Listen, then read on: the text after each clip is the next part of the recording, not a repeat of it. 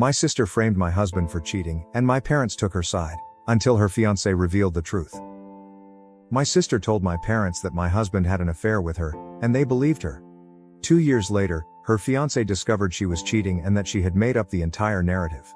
It's difficult to know where to begin, but I feel compelled to get this off my chest and, maybe, find some clarity. I apologize if this comes across as rambling. There is so much to unpack. Hopefully, you people can point me in the correct way because I'm at a loss. I am 30 years old and have been married to the love of my life, Jake, 34, for 8 beautiful years. We have 2 lovely children, a 6-year-old girl and a 4-year-old son. Life was very close to perfect. We had a comfortable home, a consistent schedule, and a profound bond that I believed was unbreakable. Our days were filled with the normal ups and downs of family life, but I couldn't have been happier. But everything changed 2 years ago, thanks to my older sister Lily. Lily, who is also 34, began on a similar route to mine, but our lives have taken completely different twists. To put it mildly, her relationship history has been fraught with difficulties. She had been alone for a long time, and there was a very good reason for it. As much as it pains me to admit it, Lily is a bit of a red flag in terms of relationships.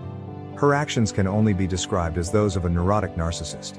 She has a history of destroying her relationships, frequently driving people away with her unstable and deceptive behavior.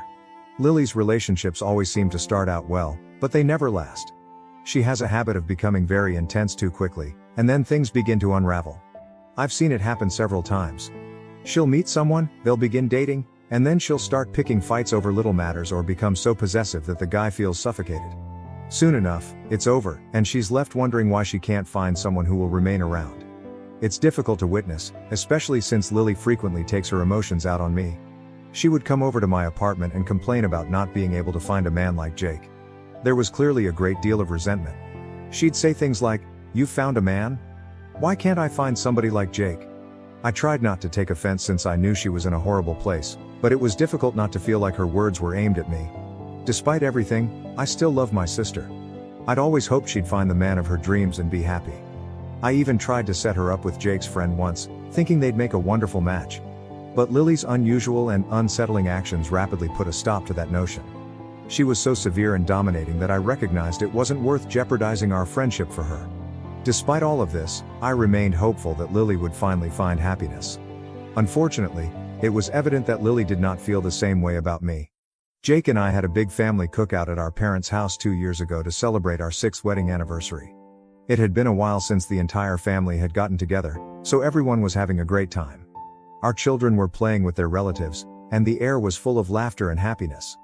It was one of those rare moments when everything seemed perfect, and I was surrounded by the people I cared about the most. As the evening progressed, Lily took me aside. At first, I assumed she was going to make me a heartfelt anniversary wish. She complimented me, and I thanked her, shocked at her genuine tone. I asked her what she'd been up to lately, and because I knew she had a new boyfriend, I also questioned about that. But instead of the pleasant conversation I expected, Lily's tone shifted. She gazed at me with peculiar intensity, and the next words she said caught me completely off guard. She stated that after Jake and I married, they secretly had an affair for a period. At first, I thought it was a weird joke and chuckled, but Lily was dead serious. She claimed that after the wedding, Jake continued texting her, and what began as benign, getting-to-know-you exchanges quickly evolved into intense emotional conversations. According to Lily, Jake told her that he and I were constantly fighting and bickering about minor issues. She claimed he'd ask if they might meet, which is when the affair allegedly began. Her statements made me feel ill. I couldn't believe Jake, who had always been committed to me and our family, would be unfaithful. Lily explained that she had kept this a secret all along but could no longer pretend. The way she delivered it, so quietly and confidently, shook me to my core more than the actual news. I briefly considered all of the possible options. Did Jake actually cheat on me? And with my own sister? Were we supposed to be separated now? How about the kids? It took me a while to process my ideas, but then I asked Lily if she had any proof that Jake couldn't get away with lying. That is where she faltered. Lily said she had a lot of evidence, but as her sister, I should believe her, with or without it. That's when I realized, Lily was lying. She could trick mom and dad, but I had been watching her for years. I could immediately detect when she was lying. She burst into tears when she realized I could be onto her. Then came her lecture, which included comments like, "I cannot believe you don't trust me," and "I told you for your own good." Lily then went on to tell our parents the same tale. Soon, all of our friends and family surrounded us, and Lily began shouting at Jake about how he had cheated on me with her. She even alleged that, despite her refusal to participate, he blackmailed her. My hubby was just as perplexed as I was. At first, he assumed this was an unfunny joke. However, when Lily began screaming like crazy in front of everyone, the situation became quite serious. I hoped my folks would assist me with damage control. After all, even if Lily's narrative were accurate, I would have been crushed. To my amazement, my parents sided with Lily without regard for our circumstances. Dad screamed at Jake, accusing him of playing with Lily's feelings. I felt abandoned. My own sister confessed to me that she had an affair with my husband of 6 years. Even though I knew that wasn't true, no wife enjoys hearing this type of thing.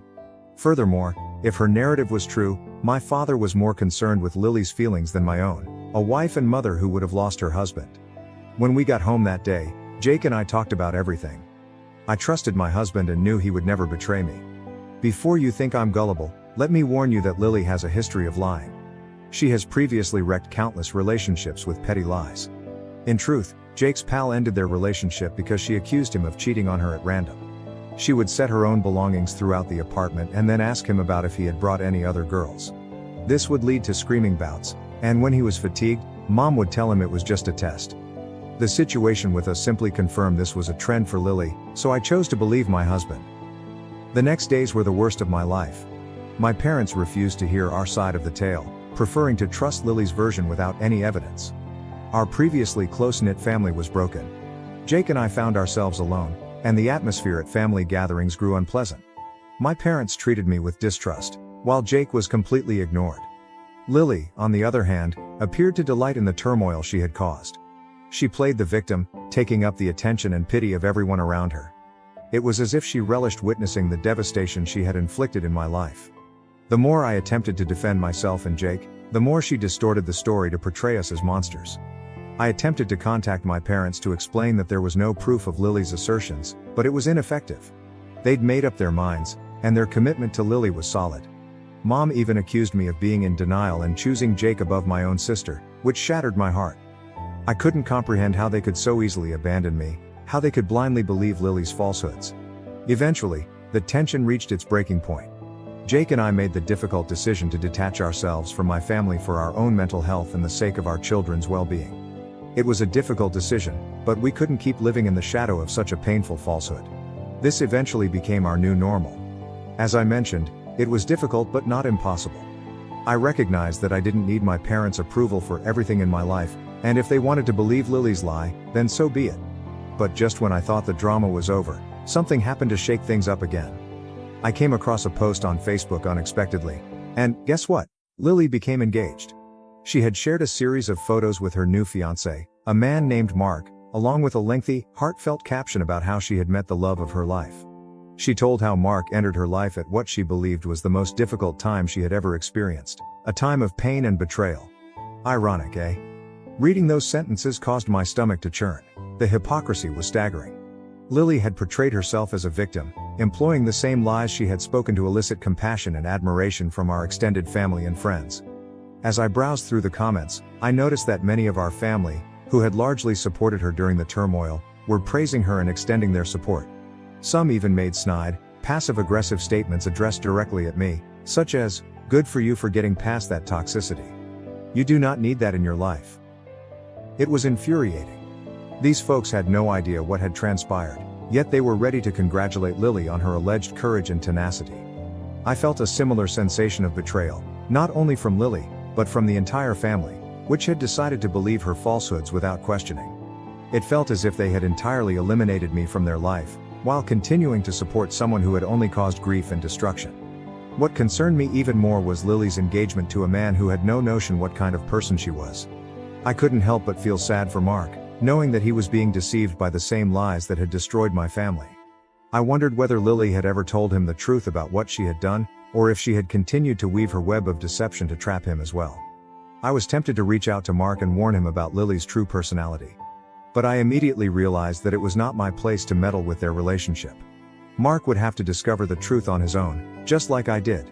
Still, I couldn't ignore the sense of dread that came with knowing Lily was once again manipulating those around her for her personal gain. In the days that followed, I tried to get the news of Lily's engagement out of my mind, but it was difficult. Suddenly, I began to notice a series of missed calls from an unknown number. I ignored it at first because I assumed it was spam. But the calls kept coming. I didn't have time to pick up because I was so busy with work and kids. Finally, during a break at work, I decided to respond. On the other end of the line, I was welcomed by a screaming Lily. She hurled every insult and slur she could think of at me. It was like a torrent of rage, unfiltered and untamed. I tried to ask her what was going on, but she refused to let me speak. After what seemed like an eternity of listening to her rant, I was finally able to convince her to pause long enough to explain what had happened and why she was so angry. There was a little hush on the other end before she screamed, "How could you claim to be innocent after what you've done?" Before I could react, she hung up. I was left in a trance, trying to make sense of what had just occurred. My mind was spinning with options, but none made sense. What could I have done to make Lily so angry? I had stayed out of her life, given her the privacy she clearly desired, and done nothing to provoke her. I could only think of one person who might have some insight into this situation: my Uncle Tom. He was one of the few family members I still communicated with, and he was always a voice of reason in the midst of the insanity. I called him, thinking he could shed some light on the situation. Uncle Tom did not disappoint. When I recounted what had transpired, he revealed what Lily had cleverly left out. Apparently, her fiancé, Mark, had called off the engagement. What's the reason? He had discovered the alleged affair between Lily and Jake through family rumors. Mark, being the wonderful guy he was, had been looking into a disagreement he had spotted between Lily and myself. When Mark found out about the affair, he was naturally outraged. The trouble was that he didn't realize it was all a lie, a fiction Lily cooked up to seek attention and sympathy. Things took an even more dramatic turn just before the engagement was called off.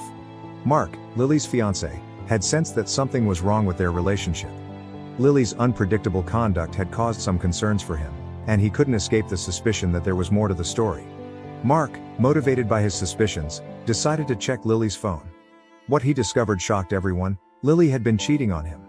She'd been meeting up with a guy she met on a dating app, and their interactions weren't simply casual chatter. Mark, who was wealthy and seemed ideal in Lily's eyes, was someone she refused to lose. Lily had no choice but to come honest. She admitted to Mark that she had no affair with Jake and that the entire thing was made up. But, rather than saving her relationship, her confession backfired. She did not deny having discussions with the guy on the dating app. Mark was horrified, not only by the affair, but also by the deception and the lengths Lily had gone to in order to carry it out. It presented Lily in an even more negative light, and Mark wanted nothing to do with her after that. After Mark called off the engagement, Lily's life began to disintegrate. Her lies were now public knowledge, and those who had previously backed her began to distance themselves. The folks who had previously believed her story about Jake and me now questioned everything. Their caustic remarks and supportive letters faded when they discovered the extent of Lily's deception. My parents, who had so easily chosen her side 2 years ago, were left stunned by the truth. Despite the remorse and sorrow I feel for my sister, I know that the best thing for my family right now is to stay away from all of this toxic drama. We've gone through enough, and now I need to focus on protecting my husband, children, and myself from future danger. I'm happy for the clarity that has resulted from all of this, even if it has been extremely hard to achieve. I'd also like to thank everyone who read my article and offered their support and suggestions. It's been a challenging trip, but strangers' compassion and understanding have helped make it bearable. I am grateful to you all for allowing me to see things more clearly and giving me the courage to do what is best for my family. Update 2. Hello, everyone.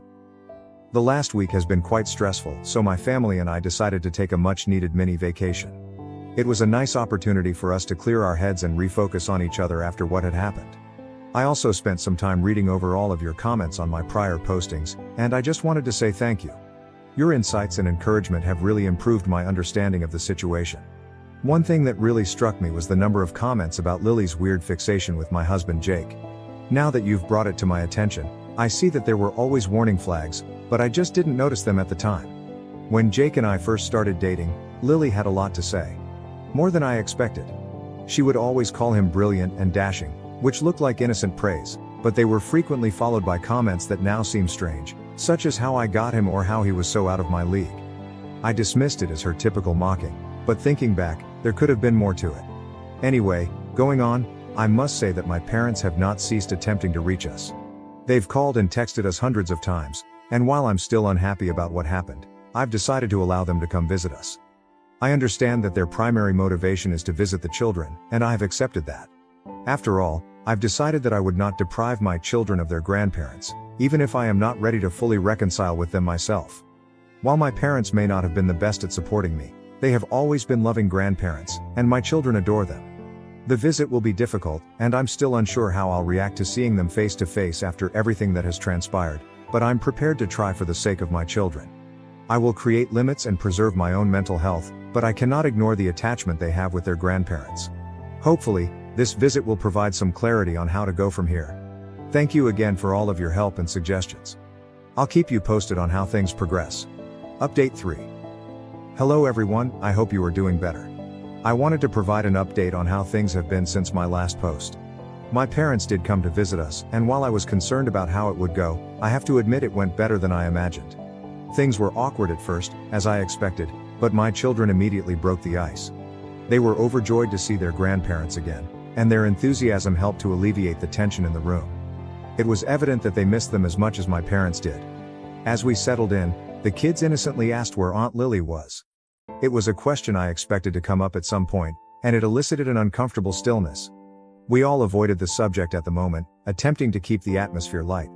Later, while the kids were busy, I decided to ask my parents directly where she was. They informed me Lily had returned to their home after a long absence and wanted to apologize to me. I found it difficult to take it seriously, however. After everything she'd done, an apology seemed pointless.